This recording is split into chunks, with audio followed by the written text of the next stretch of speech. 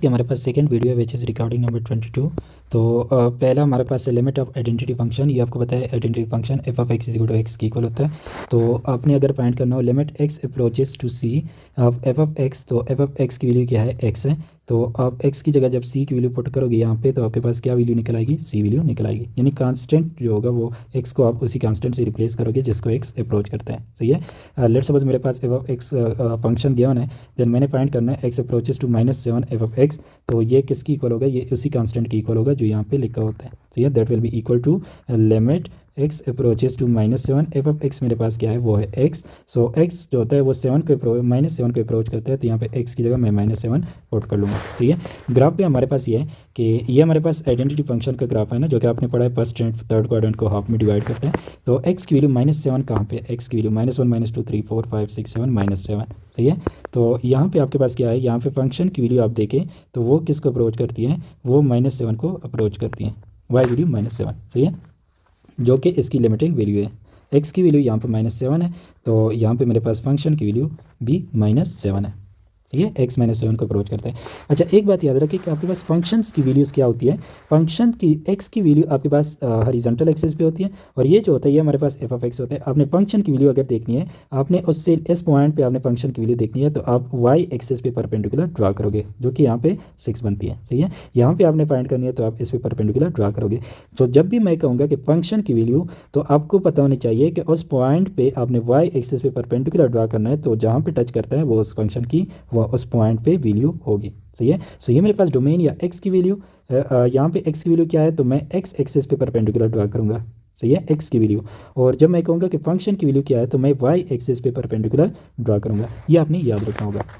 Next हमारे पास ये है कि फंक्शन अगर कांस्टेंट फंक्शन हो, तो f of x is equal to k. तो एक्स किसी भी वैल्यू की अप्रोच करे ना, तो फंक्शन की वैल्यू तो कांस्टेंट है, के है, तो वो आपके पास के ही रहती है, क्योंकि इसमें एक्स वेरिएबल इन्वॉल्व ही नहीं है। तो एक्स अप्रोचेस टू सी, तो आपके पास इसकी लिमिट की वैल्यू क्या होगी, वो के ही होगी। सही है। लेट्स सपोज हमारे पास है f of x is equal to 4, then limit x tends to 9 f of x, ये इक्वल होगा limit x tends to 9 of 4।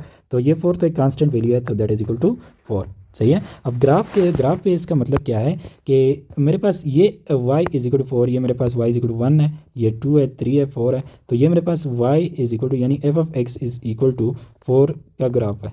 Okay. अच्छा, अब इसमें x -9 को अप्रोच करता है, 9 को अप्रोच करता है, तो ये मेरे पास 9 है। तो यहाँ पे आप देखें इस पॉइंट पे इस फंक्शन की वैल्यू y एक्सिस पे आप परपेंडिकुलर ड्रा करो, क्या है, 4 है। सही है। आप यहाँ से भी देखें तो 4 है, यहाँ से भी देखें तो कांस्टेंट फंक्शन की हर जगह पे इसकी वैल्यू वही होती है जो कि फंक्शन होता है। सही है। तो इसलिए हमारे पास कांस्टेंट फंक्शन का लिमिट भी वही कांस्टेंट ही रहता है। सही है। अगर मैं आपको बोल दूं कि मेरे पास जी ऑफ एक्स एक फंक्शन है जो कि -3 की इक्वल है, तो आप फाइंड करो limit x tends to 1 g of x, तो आप कहोगे इसकी वैल्यू -3 ही है, बिकॉज ये एक कांस्टेंट फंक्शन है। अगर मैं आपको बोल दूं कि जी ऑफ एक्स एक आइडेंटिटी फंक्शन है, आप फाइंड करो limit x tends to -1 of g of x, तो आप कहोगे कि जी ऑफ एक्स चूँकि एक्स की इक्वल होता है, एक्स की वैल्यू -1 को अप्रोच कर रही है, तो ये यहाँ पे डायरेक्ट पुट करो तो क्या वैल्यू आपके पास आती है, -1 वैल्यू आती है। सही है। नेक्स्ट आपके पास क्या है कि अगर आपको कोई पोलिनोमियल फंक्शंस गिवन हो, लिमिट्स ऑफ पोलिनोमियल्स, तो आप उसका लिमिट फाइंड करना है, एक्स अप्रोच करता है किसी फिनाइट वैल्यू सी को। अच्छा, अब हम जो सी है ना, एक्स की वैल्यू जिसको अप्रोच करती है, वो हम फिनाइट ले रहे हैं। इन्फिनिटी के केसेस हम बाद में डिस्कस करेंगे, अभी हम फिनाइट के केसेस यानी कि किसी कांस्टेंट वैल्यू को अप्रोच करते हैं जो कि फिनाइट है। तो आपने क्या करना होगा, ये x is equal to c value जो है, तो x की जगह आपने इस पोलिनोमियल में क्या पुट करना होगा, c पुट करना होगा, और आप वो पोलिनोमियल सिंप्लीफाई करना होगा, यानी कि x की वैल्यू डायरेक्ट c पुट करो। जैसे कि हमारे पास ये पोलिनोमियल गिवन है और लिमिट अप्रोच करते हैं x अप्रोच करता है 2 को। सही है। तो x की 2 वैल्यू जो है मैं यहाँ पे पुट करता हूँ, तो ये क्या बन जाएगा, p ऑफ 2। ओके। अब मुझे गिवन है यहाँ पे p ऑफ x। सही है। तो p ऑफ 2 किसकी इक्वल होगा, वो 2 इंटू 2 का क्यूब -2 का स्क्वायर प्लस 4, तो वो 2 इंटू 2 का क्यूब क्या बनता है, 8 बनता है, -2 का स्क्वायर 4 प्लस 4, ये cancel out, that is equal to 16। So इसका ये लिमिट जो होगा, limit x tends to 2 of this polynomial p of x जो मेरे पास गिवन है, वो इक्वल है 16 के। सही है। एक और एग्जांपल इस पर कर लेते हैं। लेट्स सपोज मैंने फाइंड करना हो, डायरेक्ट मुझे ये तो नहीं बताया कि ये पोलिनोमियल होगा, मैं कह दूँ x इज इक्वल टू -1 और मैंने फाइंड करना है x square plus 2x -1।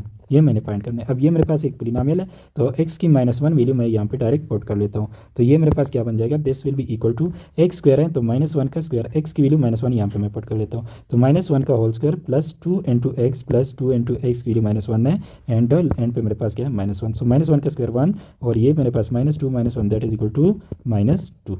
Okay, आपने कांस्टेंट जो हमारे पास वो फंक्शन होता है आइडेंटिटी फंक्शन, उसमें भी डायरेक्ट आपने ये वैल्यू x की जगह पुट कर लेनी है। ओके, और पोलिनोमियल में भी आपने x की जगह डायरेक्ट वही वैल्यू जो है जिसको x अप्रोच करते हैं वो आपने पुट करनी होगी, और कांस्टेंट फंक्शन के केस में उसकी वैल्यू कांस्टेंट ही रहती है।